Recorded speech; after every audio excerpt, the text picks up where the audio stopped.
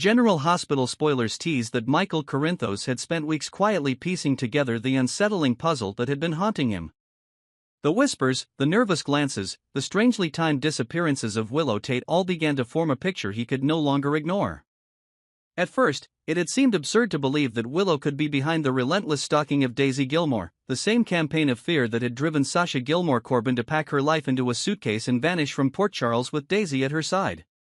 But the more he replayed events in his mind, the more the theory held weight. Every alibi Willow had offered carried small cracks, inconsistencies that made sense only if she had been the one lurking in the shadows. He thought about the way Daisy had grown increasingly withdrawn, how Sasha's eyes would dart to every shadow as if expecting something to leap out at her. Those weren't just coincidences or symptoms of stress.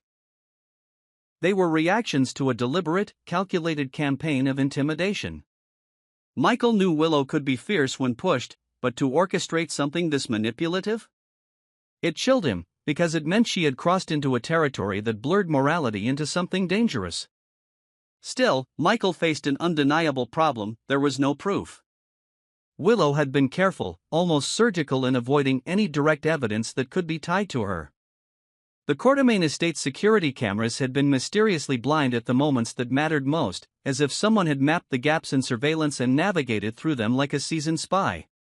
Without footage or a witness willing to testify, Michael's suspicions were just that, suspicions. Sasha and Daisy's absence from Port Charles was another obstacle.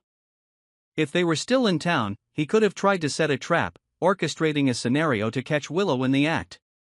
But now, that option was gone. If he wanted to expose her, he would have to take a different path, one that relied not on catching her hands in the act, but on making her confess with her own mouth. That was when the idea began to take shape, as dangerous as it was brilliant. Willow's love for Wiley Corinthos and Amelia Corinthos was the one thing in her life that eclipsed pride, secrecy, or even self-preservation. She would do anything to see them. Michael could use that. He could dangle visitation like a lifeline over a stormy sea, slowly reeling her into a false sense of security until she believed the only way forward was to come clean. He pictured the meeting in his mind, how it would have to be staged with care. A public place might make her guarded. Too private, and she might suspect a trap. His home could work, familiar enough to put her at ease but not so neutral that she felt in control. He would open with warmth, perhaps even a smile, framing the meeting as an attempt to rebuild trust for the sake of the children. He would talk about responsibility, about honesty, about how much the kids needed stability. And then, with the right timing, he would bring up Daisy. Not directly, but through carefully placed questions. Maybe he'd mention how hard it had been for Sasha to leave, how much Daisy had suffered, how sad it was that they couldn't feel safe in Port Charles. He would watch Willow's eyes as he spoke, see if they flickered with guilt or defensiveness. If her guard lowered, even for a second, he could begin tightening the net. The trick would be in making her believe confession was the key to moving forward. He could present it as a clean slate. If she admitted to what she'd done, they could leave it in the past, protect the children from drama, and focus on co-parenting. But all the while, a discreetly placed recording device would capture every word. Michael knew the ethics of it were murky. In another life, in another set of circumstances, he might have recoiled from the thought of manipulating the mother of his children this way. But Willow's actions had already crossed lines, threatening the peace and safety of people he cared about. And if she could target Sasha and Daisy, what would stop her from turning those tactics on someone else? The stakes at the upcoming hearing were high. The slightest edge could tip the balance in his favor, and this recording could be the decisive blow. Even if the shadow of the Jen Sidwell bribery mess hung over him like a dark cloud, a confession from Willow could cut through that storm and clear a path to victory. He began making quiet preparations. A new phone with high-quality audio recording. A pretext for inviting Willow over that wouldn't arouse suspicion. He even rehearsed the conversation in his head, working through different versions of how she might respond. If she denied everything outright, he would act hurt but persistent. If she grew defensive, he would soften, acting as though he was giving her an escape route. And if she admitted it? Then all he'd have to do was keep her talking long enough to make it airtight in court. When the day came, Michael felt the weight of the moment settle over him like armor. Willow arrived with that mix of determination and hesitation that he had expected, her eyes scanning him as if trying to read his intentions before stepping inside. He greeted her with a careful balance of warmth and restraint, inviting her to sit, offering coffee, speaking lightly at first about the children. The conversation began to flow, but Michael's mind was fixed on the undercurrent. Every laugh, every pause, every subtle shift in her posture was a beat in the symphony he was conducting. Slowly, he steered them toward the subject of trust, of mistakes made in moments of fear, of how people sometimes go too far when trying to protect what they love. Willow's shoulders tensed, just barely, but enough for him to notice. He spoke of Sasha's absence, of Daisy's sudden departure, of how much it hurt the people left behind. Then, he let silence fill the room, not an awkward silence, but one that invited words to fill it. When Willow finally spoke, her voice was steady but her gaze shifted downward. She talked about fear, about how sometimes the line between helping and hurting blurred. She didn't admit to anything outright at first, but the edges of her words carried an unspoken truth. Michael leaned in, not physically, but emotionally, projecting empathy, understanding, the image of someone who could be trusted with a terrible secret. And then it happened. A slip. A half-sentence where Willow referred to what I did to Daisy, quickly followed by a correction, but the damage was done. Michael seized the moment, asking gentle follow-up questions, framing them as a way to clear the air. The words began to spill, each one another nail in the coffin she didn't know she was building for herself. The recorder in his pocket captured it all, every syllable preserved in crisp clarity. By the time Willow realized how far she had gone, it was too late.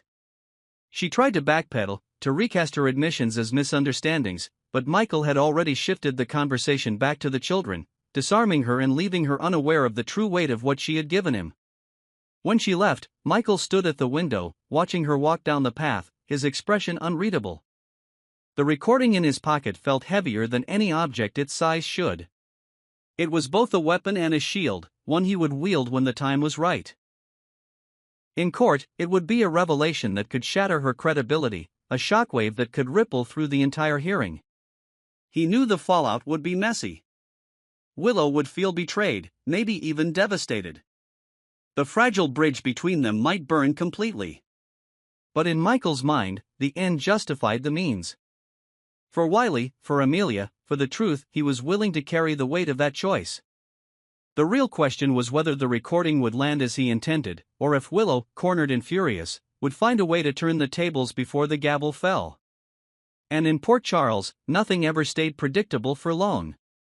Michael spent the night before the hearing pacing his living room, replaying the recording over and over until every inflection of Willow's voice was seared into his memory. It wasn't just the words that mattered, but the way they were spoken. The slight tremor when she admitted to what I did to Daisy, the hesitation before trying to soften the impact, the unsteady inhale when she realized she had revealed too much. Every nuance was a thread he could pull in court until the whole fabric of her defense unraveled. Yet he knew nothing in Port Charles ever went according to plan. He couldn't simply walk into the hearing, play the recording, and expect victory to fall into his lap. The element of surprise was his greatest asset, and that meant keeping it hidden until the perfect moment. Even a hint that he had something this damning could give Willow time to spin a new story or claim coercion. The risk of her painting herself as a victim was real, especially if she managed to tug at the judge's sympathy. In the days leading up to the hearing, Willow moved through town with a quiet confidence that unsettled Michael. She didn't look like someone who believed her custody hopes were in jeopardy.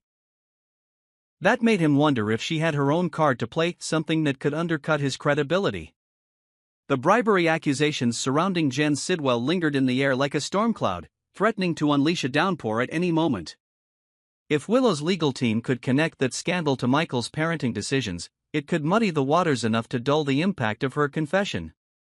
Michael began to counter this possibility by quietly reaching out to allies in the courtroom.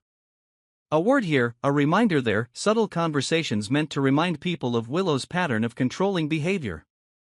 He never spoke of the recording, but he made sure whispers about Sasha's fear and Daisy's sudden departure found their way to ears that mattered. By the time the hearing began, he had set the stage for the confession to land with devastating weight. The courthouse was tense that morning, the air charged as though everyone could feel something seismic about to happen. Willow sat at her table, composed but alert, her hands folded tightly in front of her. Michael noticed the way she avoided looking directly at him, focusing instead on papers she didn't seem to be reading. Her attorney, calm on the surface, kept leaning in to speak in low tones, as if reminding her to stay the course. When the proceedings began, the early hours were routine presentations of financial stability, assessments of the children's needs, testimony from mutual acquaintances. It was all a careful dance, each side trying to sway the judge's perception without revealing their full arsenal too soon. Michael played along, answering questions with measured calm, letting his sincerity speak for itself. Then came the moment he had been waiting for. Willow took the stand, her voice steady as she painted herself as a loving mother wrongfully denied access to her children. She spoke of sacrifices, of sleepless nights, of her deep connection with Wiley and Amelia. For a moment, Michael almost believed her, the warmth in her tone so convincing that it might have swayed anyone who didn't know the truth. That was when Michael's attorney rose, holding the small recorder in his hand. The shift in Willow's expression was subtle, just the faintest tightening around her mouth, but it was enough to tell Michael she knew exactly what that device contained. "Mrs. Tate," the attorney began, "would you agree that honesty is essential when discussing the well-being of children in custody matters?" Willow hesitated, then nodded. "And would you also agree that actions taken to intimidate or stalk others could reflect poorly on one's ability to provide a stable environment?" Her eyes narrowed, and for the first time that morning, her voice wavered. "I don't see how that's relevant." The attorney pressed the button, and the sound of her voice filled the room. The confession, subtle but undeniable, played in crisp detail. The murmur of the courtroom rose like a wave before the judge's gavel brought it crashing down into silence. Willow's face drained of color, and for a moment she looked like she might speak, but no words came. Michael watched her closely. This was the turning point, the moment when her carefully constructed image began to crumble. Her attorney objected, questioning the legality of the recording, claiming it was taken under false pretenses. The judge called for a recess to review the matter, leaving both sides in limbo. During the break, Willow avoided Michael entirely, retreating to a corner with her attorney. Her posture was stiff, but Michael could see the rapid movement of her hands as she gestured sharply, clearly arguing over strategy. He knew she was scrambling now, weighing whether to attack the recording head-on or try to divert attention away from it entirely. When the hearing resumed, Willow's side argued that the conversation had been private and manipulated. But the judge, noting that Michael had been a direct party to the discussion, allowed the recording into evidence. The blow was severe. Every attempt Willow made to explain her words sounded like damage control rather than truth. By the time the closing arguments began, the balance had shifted. Michael's team framed the confession not as a moment of malice, but as a revealing glimpse into a pattern of behavior that posed risks for the children's emotional well-being. Willow's earlier composure was gone, replaced by a simmering frustration she struggled to contain. As the hearing drew to a close, Michael knew the outcome wasn't guaranteed. Port Charles had a way of twisting even the strongest cases, but he could feel momentum on his side. The judge announced that a decision would be delivered in the coming days, leaving both parties in tense anticipation. That night, Michael stood alone in his kitchen, the quiet almost too loud. He had done what he set out to do, but the cost was real. If the ruling went in his favor, he would have protected his children. But he also knew he had burned any bridge left between him and Willow. And in Port Charles, enemies rarely stayed quiet for long. What lingered in his mind wasn't just the hearing, but the question of what Willow might do next. He had exposed her, cornered her, but that also made her dangerous. And with Sasha and Daisy still somewhere beyond the edges of the city, there were too many pieces on the board for Michael to believe the game was truly over. The decision came down on a gray Thursday morning, the kind of day when the clouds hung low over Port Charles and every shadow felt heavier than it should. The judges' chambers were tense as Michael, Willow, and their respective teams gathered to hear the final ruling. The air smelled faintly of paper and stale coffee, a fitting backdrop for what could alter the course of several lives. When the judge began speaking, her voice was measured, deliberate. She acknowledged the complexity of the case, the passion on both sides, and the undeniable bond each parent had with the children. But then she turned to the matter of the recording. She made it clear that while the method of obtaining it was not ideal, it fell within the boundaries of admissible evidence. The content, she said, was troubling. Willow's words, her own admission of following and intimidating Daisy, painted a picture that raised serious concerns about judgment and stability. Michael felt the tension in his shoulders release slightly when the judge awarded him primary custody, granting Willow only supervised visitation for the foreseeable future. The victory was real, but it came wrapped in a bittersweet edge. Across the room, Willow's face was a mask of fury and disbelief, her hands gripping the edge of the table so tightly that her knuckles turned white. After court adjourned, she didn't storm out or shout. Instead, she gathered her things with slow precision, like someone calculating their next move. Michael knew that look. He'd seen it before in other adversaries, people who didn't lose so much as bide their time until the tide shifted again. In the days that followed, the decision sent ripples through Port Charles. Some congratulated Michael, telling him he'd done the right thing for Wiley and Amelia. Others whispered about his tactics, questioning whether his manipulation had crossed a moral line. Even his closest allies, like those in the Quartermain family, seemed torn between relief for the children and unease at the lengths he had gone to secure the win. Willow, however, did not retreat quietly. She began weaving herself back into the social fabric of the town, appearing at local events, volunteering, and making sure her presence was felt. Every smile she offered seemed calculated, every act of kindness a deliberate step toward repairing her image. Michael recognized the strategy. She was laying the groundwork for an appeal, building a case not in the courtroom but in the hearts and minds of those around them. Meanwhile, the lingering shadow of Daisy and Sasha's absence continued to haunt the situation. Michael knew that if either of them returned, they could provide testimony that would shatter Willow's standing completely. But there was also the risk that their reappearance could reopen wounds, dredging up drama he'd rather keep buried.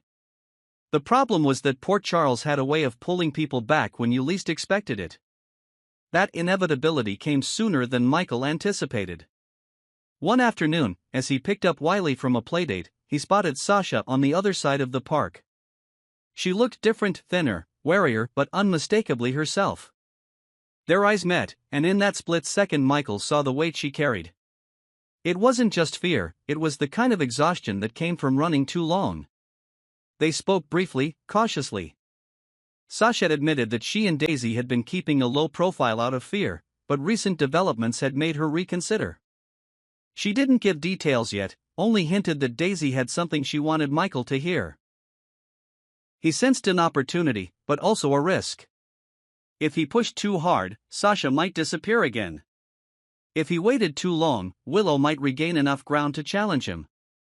Over the next week, Sasha kept her distance but sent word through a mutual contact that Daisy was willing to talk off the record at first. When they finally met in a quiet cafe outside town, Daisy's account confirmed everything Michael had suspected and more. She spoke of feeling watched, of small but deliberate acts designed to unsettle her, and of a final confrontation that drove her to leave.